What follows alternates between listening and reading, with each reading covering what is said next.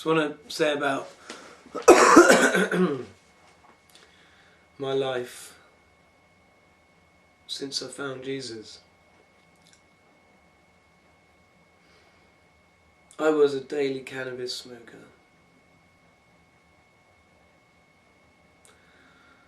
Artificially putting myself in a better position than I was. I remembered hardly any of my dreams. I thought I was awesome to the point where I criticized everybody else.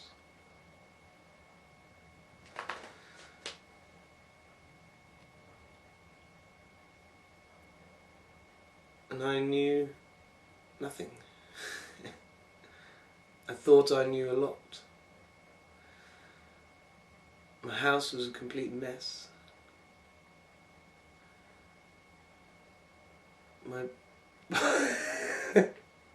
My hair was a mess. Still is.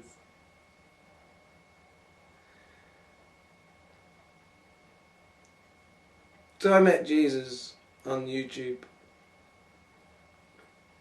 And it's definitely changed my life.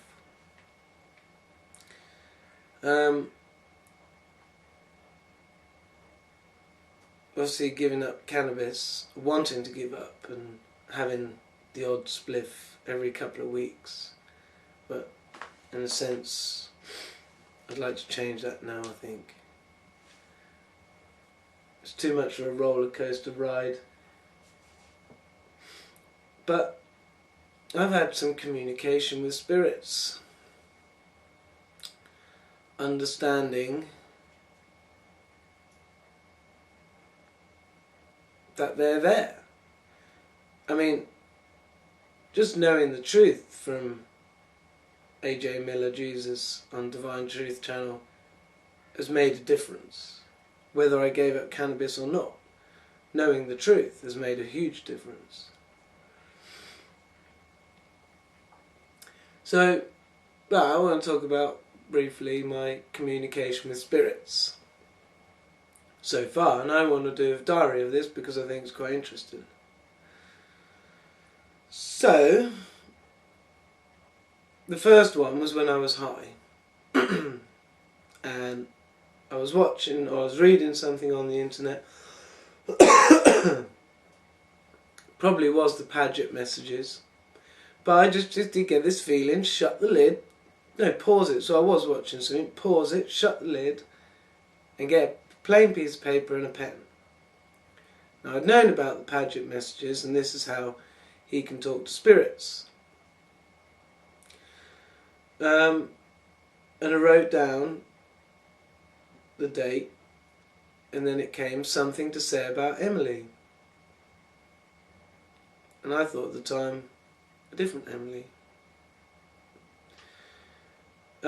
She's waiting for you. Right, so I went and messaged this Emily on Facebook. I just went hi. Looked at her Facebook channel and thought, nah, this isn't right. Feeling anything. So I'm wondering which Emily. And I was scared to think it was the other Emily. So I went back to the piece of paper and I was like, who are you? And they got a friend, Rosetta. Okay. I think I wrote the wrong question. I was like, which Emily? And it was already as I was writing, I could hear Sia. It's my friend Emily Sia, or my ex-girlfriend I lived with in Norway. And then when I went on her Facebook, it hit me emotionally, really emotionally. Anyway, and I think she's my soulmate. I'm pretty sure she is. I'm not 100% sure, I can't be 100% sure, but very strong feeling that she is. And so this was a spirit, because I would never have thought that on my own. I totally blocked her off. Completely and utterly. Closed that chapter in my life. So that was spirit communication. And it's made me feel a lot clearer. I'm not lot more, yeah, put my life together in a way. Slotted it together, made me realise what a mistake I made after when I left her, and what a big mistake that was. Apart from having a son out of it, you know, that can never be a regret, and I don't regret that. Of course I love my son. And in a way, the first Emily, well, Emily Sear, she always thought she could never have children. So in a way... Anyway. So that was that. And I thought, right, well, I had that communication goals really high. But then a couple of days ago, no, this was yesterday. Yesterday, I wasn't feeling good from the start, and I was reading the Paget messages, and again I got this feeling, shut the lid, and get a piece of paper and pen. I wrote the date, and I got Mary in my mind.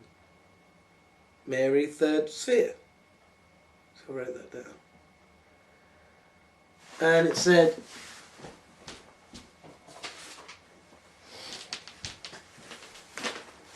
hello, concerning Christopher. Now, once I'd heard the names Mary and Christopher, then that led me to my English grandparents had twins children before my dad was born, and they were called Mary and Christopher, and they both had Down's syndrome. Mary had it more severely and only lived for 2 weeks. Christopher lived until he was 3 years old. So suddenly, right, this is the Mary and Christopher we're talking about, and I could kind of feel that.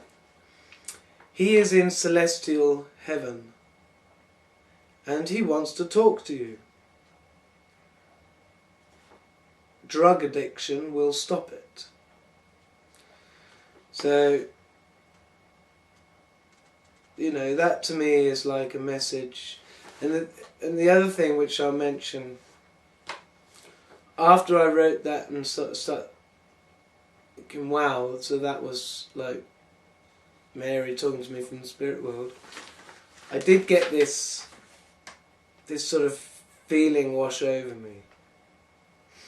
And it was nice, it was pleasant, but it made it feel serious, you know? And also when I was getting the message from Rosetta about Emily's waiting for me, well, I was high then, so I was getting some, yeah, serious close feelings then. No, my dad died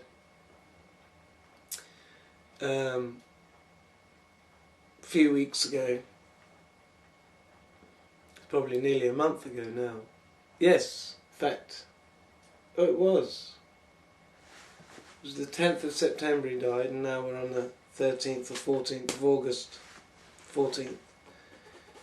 So over a month ago. And so I've been thinking about him with my new belief system, and, you know, knowing that he's not gone anywhere. Well, you know, his body's died, but he's carrying on. And then last night, I'd just gone to bed, feeling pretty moody, early, like 9:30 I went to bed last night. Feeling pretty down because, you know, I was on a downer. Thinking about feeling God's love and everything else, because when that's the thing, when you're high on the cannabis, you can feel it. It's just wow. Well, I could anyway, since this new belief system, since hearing the truth. So anyway, I went to bed and like within about 15 minutes of being asleep, I was having a dream that I was standing up and changing the heating,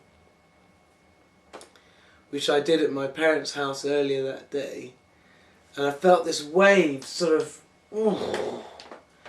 this, what I call when I'm in contact with these spirits, you can feel it, but each one is different and, but subtly different. So this wave actually knocked me over.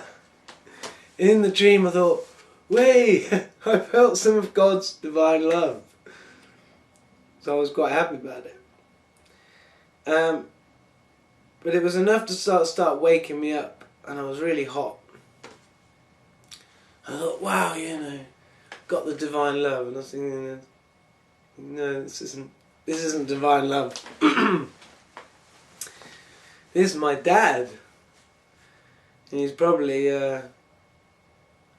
my dad died of cancer. Well, he didn't die of cancer, he died from the treatments of cancer. But, he was he could be a pretty hateful person, let's just be honest, Dad. You did hate a lot of things. And he let it get to him, cross about it.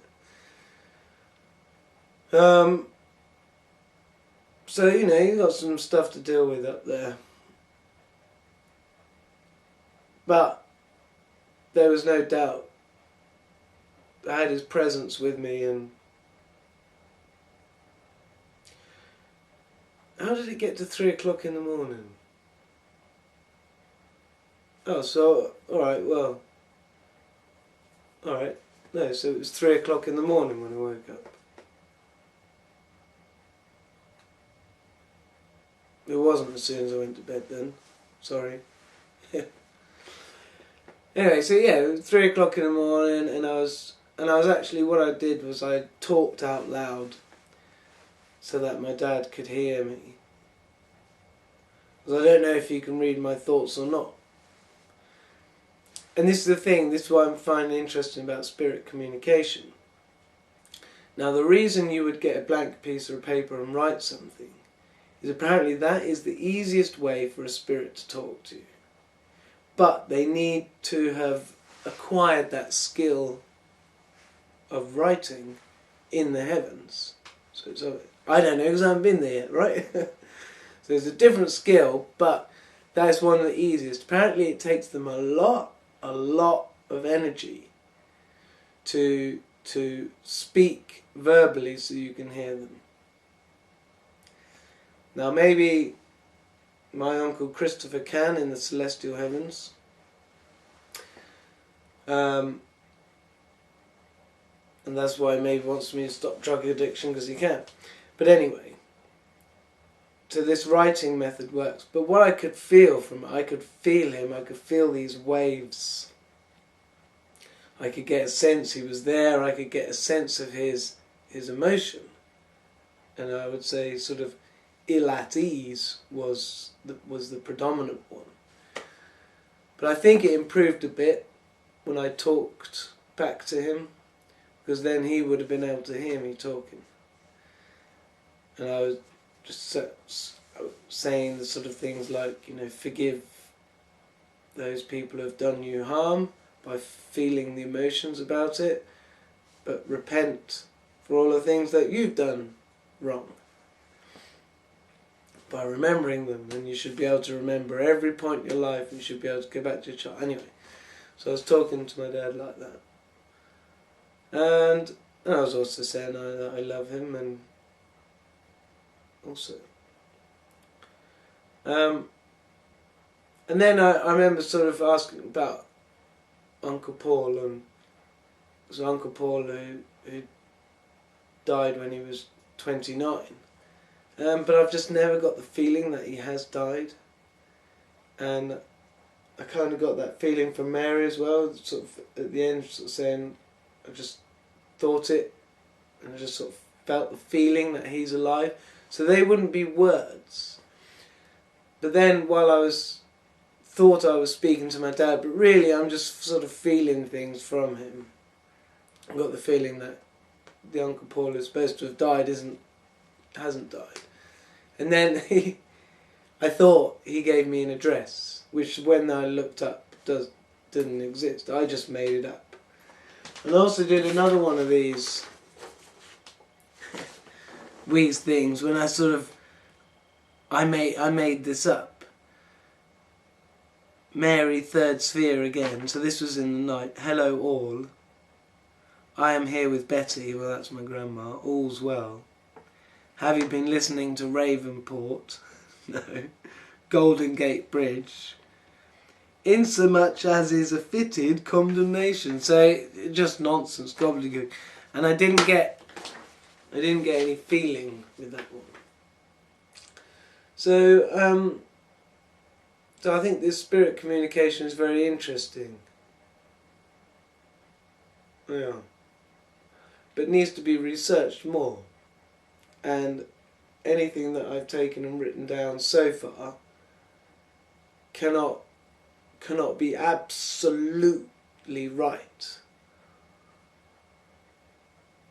For sure. But I'm 90%, 95% sure. But what I felt last night, these waves, these feelings, that there's no doubt in that. No doubt. So I think that's what I wanted to cover about spirit communication. Thanks.